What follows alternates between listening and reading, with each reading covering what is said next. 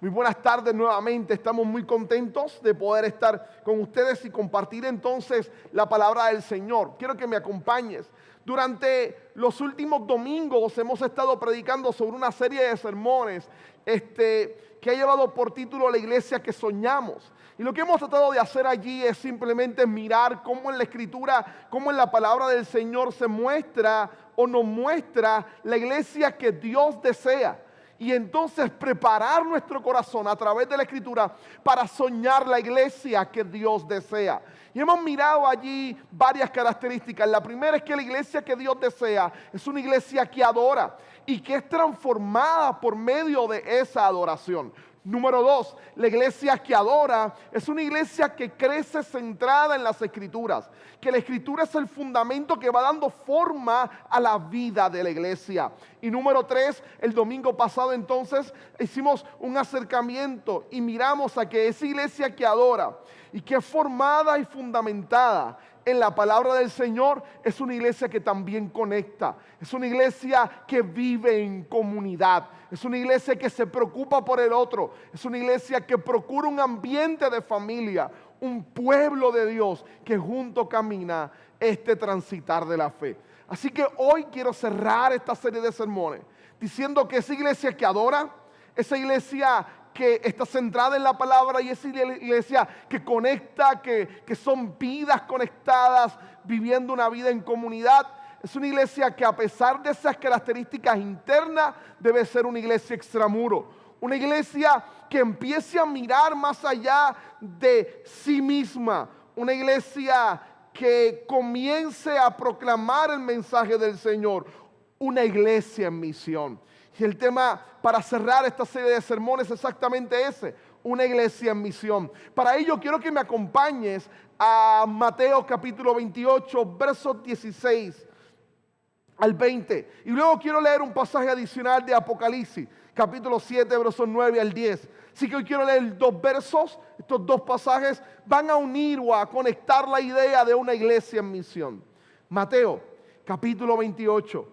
Versos 16 al 20, puedes buscar tu apps o tu Biblia y acompañarnos en la lectura bíblica de hoy. Esta es la parte más importante del servicio. Es donde Dios nos habla a nosotros a través de su palabra. Mateo 28, versos 16 al 20. Dice la palabra del Señor en el nombre del Padre, del Hijo y del Espíritu Santo. Amén. Los 11 discípulos fueron a Galilea, a la montaña que Jesús les había indicado. Cuando lo vieron, lo adoraron, pero algunos dudaban. Jesús se acercó entonces a ellos y les dijo: se me ha dado toda autoridad en el cielo y en la tierra. Por tanto, vayan y hagan discípulos de todas las naciones, bautizándolos en el nombre del Padre y del Hijo y del Espíritu Santo, enseñándoles a obedecer todo lo que les he mandado a ustedes. Y les aseguró que estaré con ustedes. Y les aseguro que estaré con ustedes siempre hasta el fin del mundo. Apocalipsis capítulo 7, versos 9 al 10. Apocalipsis 7, versos 9 al 10. Después de esto miré y apareció una multitud tomada de todas las naciones, tribus, pueblos y lenguas. Era tan grande que nadie podía contarla. Estaban de pie delante del trono y del Cordero, vestidos de túnicas blancas y con rama de palma en las manos. Gritaban a gran voz: la salvación viene de nuestro Dios, que está sentado en el trono y del Cordero. Palabra de Dios. Como te decía, este es el último sermón de esta serie sobre la iglesia que soñamos. Y la iglesia se convierte en la única institución del mundo que no debe velar por sí misma, sino que está colocada en la sociedad para velar por aquellos que no pertenecen a ella. Nos cuidamos a nosotros mismos, pero hay una misión que impele, que nos mueve, que constantemente nos va dirigiendo a compartir a Cristo con otros. La iglesia que Dios sueña es una iglesia en misión, proclamando y sirviendo el evangelio en cada rincón del mundo creado por Dios, con la confianza de que esta no es la misión de la iglesia. sino que es la misión de Dios, a la cual Dios invita a la iglesia y usa a la iglesia como parte de la misma. Y eso nos brinda esperanza. Vamos a mirar esencialmente eso. Y mi sermón hoy va a estar dirigido con 3 aspectos principales. El primero, quiero hablarte de la fuerza de la iglesia en misión. Lo primero que vamos a acercarnos hoy es a mirar la fuerza de la iglesia en misión. Segundo, vamos a estar mirando el objetivo de la iglesia en misión. No solo la fuerza que mueve a la iglesia a vivir en misión, sino el objetivo de la iglesia en misión. ¿Hacia dónde apuntamos? ¿Qué es lo que deseamos cuando hablamos de iglesia en misión? ¿Cuál es ese objetivo último que deseamos alcanzar? Y número 3, culminaremos hoy hablando de la esperanza de la iglesia en misión. No solo su fuerza, no solo su objetivo, sino el combustible que la mueve, aquello que la inspira, aquello por lo cual la iglesia constantemente está en movimiento, la esperanza que mueve a la iglesia a vivir en misión. Comencemos con lo primero, la fuerza de la iglesia en misión. Cuando miramos los pasajes de Mateo capítulo 28, específicamente el verso 16, 17, vamos a ver a Jesús reuniéndose con sus discípulos. Es el Jesús resucitado, el Jesús que murió y resucitó y ahora se está reuniendo con sus discípulos enseñándoles antes de ascender al cielo para dejarlos a ellos encargados de la misión de la iglesia. Y en ese instante, cuando Él está enseñándoles y hablando, toma este tiempo solo con ellos para darle una última encomienda. Una última encomienda. La encomienda importante: vayan y hagan discípulos a todas las naciones. Proclamen mi nombre. Esa última encomienda es la forma en cómo Jesús toma a la iglesia y le envía en misión a transformar al mundo para la gloria y la honra del Señor. Sin embargo, antes de hacer el señalamiento, antes de Jesús decirle lo que ellos tienen que hacer o lo que Él espera que ellos hagan, les da la razón por la cual van a poder ir. Y les dice: toda autoridad en el cielo y en la tierra ya me la han entregado. Y esto no es algo aleatorio en la Biblia, es un patrón constante en todas las escrituras. Dios no exige nada que antes no haya entregado o dado. Es el Dios que pide obediencia porque nos ha salvado y nos ha capacitado para obedecer. Es el Dios que le pide a la iglesia que vaya en misión porque toda la autoridad en el cielo y en la tierra la tiene Jesús. Por lo tanto, envía a una iglesia que tiene poder para cumplir la misión que Dios desea. Y esto es sumamente esperanzador. Ahora, quiero que observemos bien esto, porque el hecho de que Jesús comienza diciendo: es mi autoridad, yo tengo autoridad en el cielo y en la tierra, es bien importante.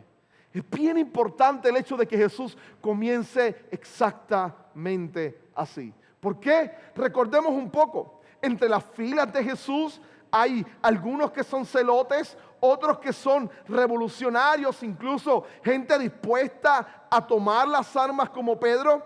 Pero a la vez el temor ha inundado el corazón de estos discípulos.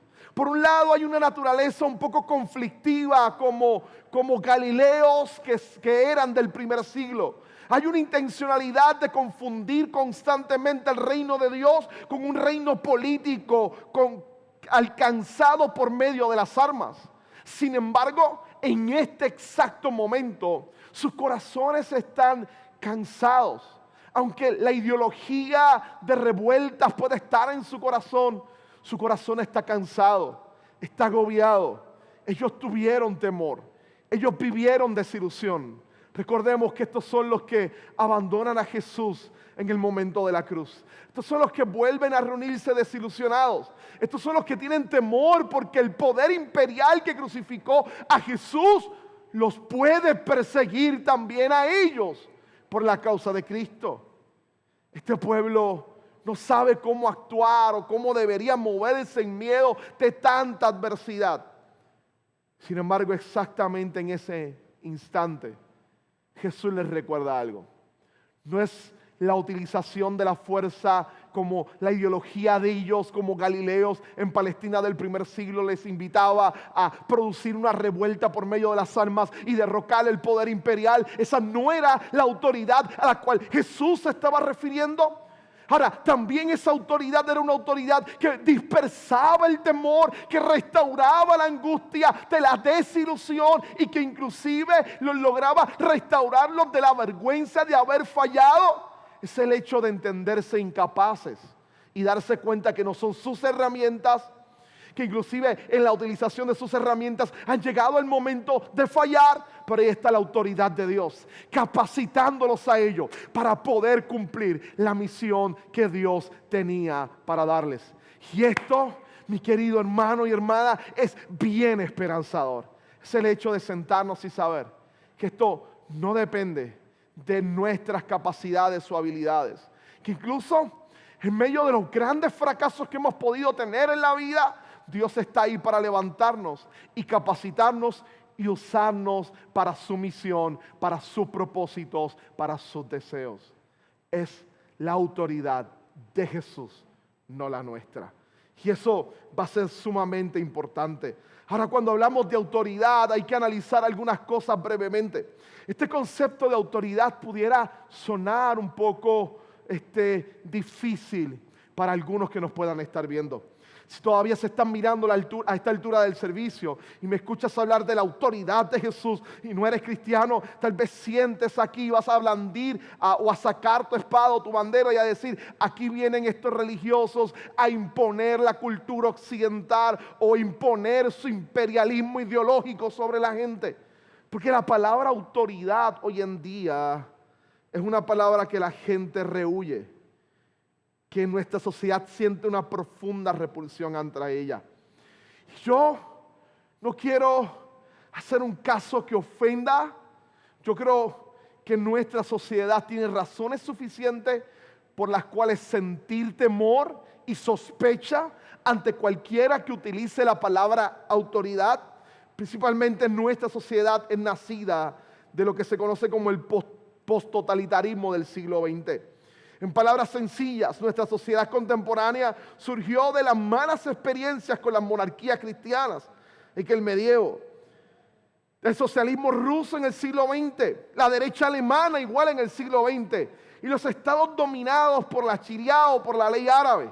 Ahora miramos nuestra democracia y la validamos y construimos sociedades donde se regule el concepto de autoridad, porque podemos mirar al pasado histórico, a la Alemania nazi, al Partido Comunista en Rusia, a las monarquías cristianas, y podemos mirar a algunos sectores dominados por estados islámicos y decir, ahí hay autoritarismo. Vean cómo el sentido de autoridad acaba con las personas y es negativo. Sin embargo, los estudios recientes nos dicen que nuestra sociedad moderna, nuestras sociedades democráticas occidentales también padecen de los mismos deseos de control y de dominio.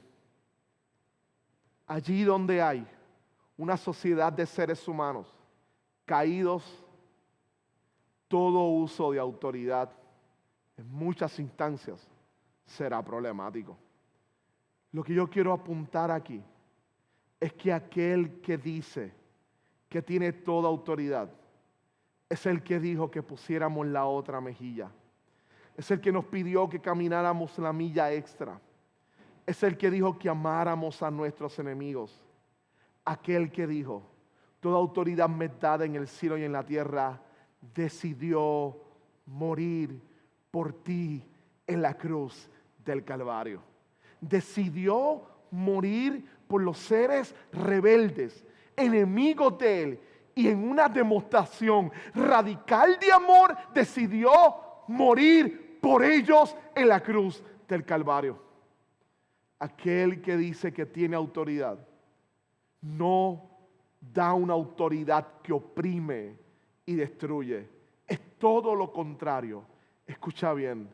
La autoridad de Jesús no oprime, no destruye, no deshumaniza como otros usos de autoridad.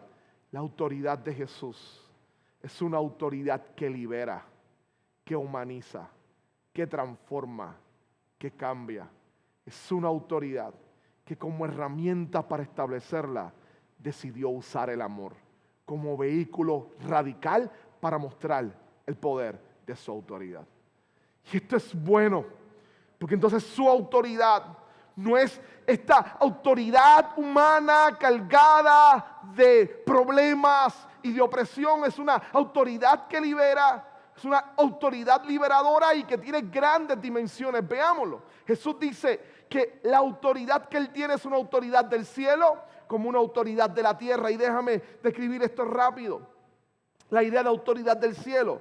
Por cielo se refiere a la esfera de Dios. Es el lugar donde Dios habita. Y creo que Jesús no solo está apuntando a que tiene dominio en ese lugar, sino que de hecho el objeto de tener dominio en el cielo, en la esfera de Dios, implica que posee una relación con la divinidad especial como nada ni nadie. Entonces es como si Jesús le estuviese diciendo o gritando a ellos: recuerden, yo soy Dios. Y esa es la esfera, mi esfera, la esfera que domino. Por lo tanto, quien nos envía no es otro que nuestro Dios soberano. Quien nos envía, ese Jesús, es el que Pablo dijo que todo fue hecho por medio de Él y para Él. Y que todo por medio de Él subsiste, se mantiene, todo existe por medio de Él. Es una declaración profunda de la deidad de Cristo. Ahora lo próximo que dice es que no solamente tiene autoridad en la esfera de Dios, como muchos en nuestra sociedad quisieran que Jesús simplemente hubiese dicho eso: solo tengo autoridad en la esfera de Dios, en la esfera religiosa, sino que Él dice: toda autoridad me está dada también en la tierra. Y esta es la esfera de la creación, de todo lo creado, por lo que Él también domina este mundo. Y esto era una buena noticia, en particular para aquellos que Jesús se le está dando. Le está diciendo a los discípulos: vayan en misión. Hay un imperio opresor que va a querer quitarle la vida, pero yo soy el Señor que domina todas las cosas. Mi autoridad está por encima de todo. Y eso para ellos era esperanzador. Y si era esperanzador en el primer siglo, sigue siendo esperanzador para nosotros hoy en día. Era esperanzador para los reformadores o los padres de la reforma protestante. Es más, algunos historiadores apuntan a escenas impresionantes. Cuando se da la reforma protestante a 15, 20 años luego de Lutero grabar las 95 tesis en la catedral de Wittenberg en Alemania y comenzar todo el movimiento de la reforma, unos 15 a 20 años después hay protestantes compartiendo la palabra del Señor en Francia. Hay protestantes compartiendo la palabra del Señor en varios lugares de Europa. En Francia en particular comenzaron a perseguirlos. El emperador Carlos V, movido por los reyes que estaban bajo su cargo, empezaron con el deseo de aplastar profundamente esta nueva reforma, esta nueva manera de entender la vida cristiana. Algunos historiadores seculares apuntan al hecho de mujeres que compartían el evangelio mientras iban a otros lugares. Específicamente algunas que tomaron y cuando la sentencia era de muerte y antes de ejecutarla, hay escritos de las autoridades, específicamente de los que las querían ejecutar, diciendo que se sorprendían porque ellas comenzaban a cantar a Dios frente a la muerte. Otros que empezaban a predicar exactamente desde el lugar del martirio, pedían unas palabras y decidían que sus últimas palabras fueran la exposición de un sermón sobre las verdades del evangelio de Dios. Entonces se pregunta la gente: ¿qué hace que personas como esta, en medio de una situación tan tensa y tan crítica, tan trágica, puedan guardar la compostura y, es más, recordar que son una iglesia en misión? Lutero decía: cuando tú comprendes la verdad del evangelio, el júbilo, la alegría y la belleza de él te lleva a enfrentar cualquier de gracia. Lutero decía, el júbilo, la alegría y la belleza de comprender el evangelio te llena de una alegría tal que se convierte en una fuerza para conducir la misión de Dios, no importa cuánta oposición exista. Y esto es importante para nosotros hoy en día. Si aplicamos esto por un momento, piensen esto, porque creo que esto tiene implicaciones serias para la iglesia en misión. Con frecuencia confundimos el poder de Cristo sobre su misión con el poder humano, en la esfera política y en otras esferas de la vida. En especial en estos momentos electorales vale la pena recordar que las plataformas políticas, por más que se parezcan a los principios cristianos, no son el evangelio. Que aun cuando hay un llamado a transformar todas las esferas de la sociedad, recordemos que las estructuras gubernamentales pueden pretender ser cambiadas, pero si no se cambia el corazón de los hombres, esas estructuras se tornarán en opresivas y pecaminosas. La única forma de producir cambios auténticos en las estructuras políticas es proclamando la verdad del evangelio, para que este mundo cambie los corazones, para que el evangelio cambie los corazones de este mundo, y que a través de esos cambios entonces se produzcan cambios que la sociedad pueda disfrutar. El cambio de facto produce transformaciones de jure. En otras palabras, el cambio en las costumbres de las personas por medio de la predicación, la vida, la misión de la iglesia en el evangelio, produce cambios en las leyes y en los códigos que rigen la sociedad. Es por ello que Jesús nos pide que hagamos discípulos. Es por eso que Jesús nos solicita que nuestra misión sea una misión que transforme y que cambie la sociedad completa.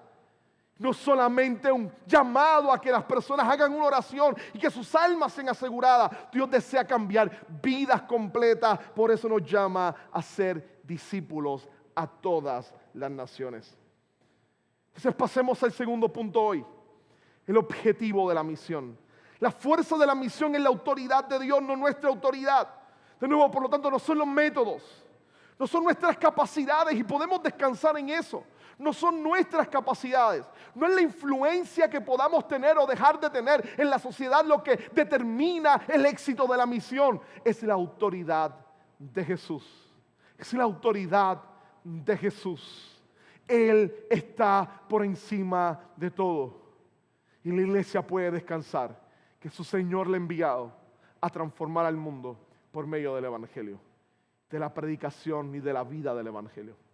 Ahora, miremos cuál es el objetivo. Si la fuerza es la autoridad de Jesús, ¿cuál es el objetivo en misión? El objetivo en misión de la iglesia es hacer discípulos a todas las naciones e integrar a las personas al pueblo de Dios. Veámoslo cómo lo dice Jesús. Jesús lo dice de esa manera: vayan y hagan discípulos de todas las naciones y bautícenlos en el nombre del Padre y del Hijo y del Espíritu Santo, enseñándoles a obedecer todo lo que les he mandado a ustedes. Todo lo que les he mandado a ustedes. La misión de la iglesia, escucha bien esto, la misión de la iglesia no es solo salvar almas. Digo esto porque en muchos contextos el énfasis se coloca en la salvación de almas, en la parte inmaterial del ser humano. Y se olvidan del resto de la vida. Usualmente vemos este eslogan constantemente: nuestra misión es salvar almas. Pero por salvar almas se entiende pedir que una persona haga una oración para decirle que ya el cielo está garantizado, y de ahí en adelante se despide a la persona, se le pide que se porte bien el resto de sus días para que pueda alcanzar el cielo. Esa no es la misión de Dios. La misión que Dios le da a la iglesia tiene que ver con vidas, con todo el componente de la existencia del ser humano, no solo con su parte no material o espiritual como el alma, sino con todo lo que tiene que ver o se relaciona con una persona. Dios desea salvar vidas, vidas que sean cambiadas y transformadas por el poder del evangelio, vidas que puedan caminar y vivir el resto de sus días informados por la verdad de Dios a través de su palabra moldeada en Cristo Jesús, en la experiencia de una comunidad de fe llamada la iglesia. Dios desea salvar vidas completas. Entonces, por eso es que llama o manda al acto de discipular. Ser discípulos es la misión de la iglesia. ¿Por qué la misión de la iglesia? Es la misión de invertir en la vida de la gente. Es el modelo de Jesús, el modelo desencarnado, como el que te dijo ahorita, dice solamente las almas y pórtate bien hasta llegar al cielo. Pero ese, como te decía, no es el evangelio nos recuerda que solo Dios puede salvar. Solo Dios puede asegurar mi alma. Solo Dios puede justificarme, colocarme en una nueva relación con Dios. Y que solo Dios puede santificar, cambiar mi vida y ayudarme a vivirla de forma diferente, de la forma en que Dios desea. Solo Dios puede hacer eso. Solo Dios puede cambiarme. Solo Dios puede salvarme. Solo Dios puede hacerlo. El Dios hacerlo usa la iglesia para tomar a las personas que han sido llamadas a Él y formarlas para que puedan vivir una vida de acuerdo al Evangelio, puedan experimentar a la vez la belleza, la hermosura y disfrutar el inmenso valor de la vida cristiana. Así que hacer discípulos es el objetivo al cual Dios nos ha llamado. Es compartir el Evangelio y procurar que todo en la vida de las personas pueda estar orientado hacia la fe de Cristo Jesús. Déjame decirlo en palabras sencillas. Cuando Dios manda a la iglesia a ser discípulos, le está diciendo: yo quiero que esos que yo he llamado al conocimiento de Dios, a mi conocimiento, el conocimiento de Dios, sean personas donde sus trabajos, sus familias, sus sueños estén alineados a mi deseo, a mi anhelo, a mi plan, y que vean la belleza de vivir la vida desde la fe cristiana. Desde la fe cristiana. Dios desea transformar tu forma de ver el trabajo, tu forma de ir al trabajo. Dios desea cambiar inclusive la manera por la cual tú entiendes que estás trabajando. Dios desea que empieces a ver tu trabajo como un espacio de adorar a Dios, porque estás haciendo algo conforme a lo que Dios te creó con las capacidades que Dios te ha dado. Y eso es adorarle. Dios desea a la vez que en medio de esa realidad, mientras tú trabajas, puedas como creyente ser de bendición a otros, no solamente por compartir el Evangelio en palabras, sino por tu manera de ser como trabajador. Dios desea usar tu trabajo para que el mundo se dé cuenta cuán grande y cuán hermoso es Dios.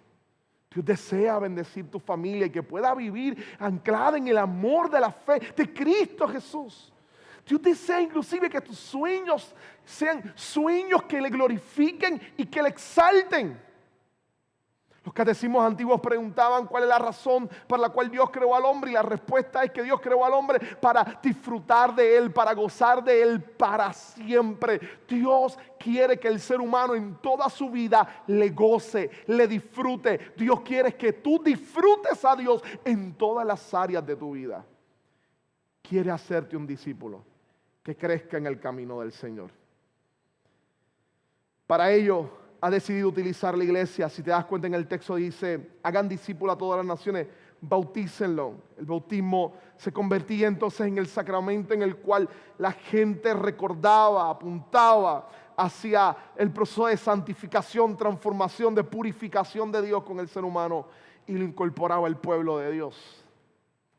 En este sentido, el hecho de bautizarlos era hacerlos parte del pueblo de Dios.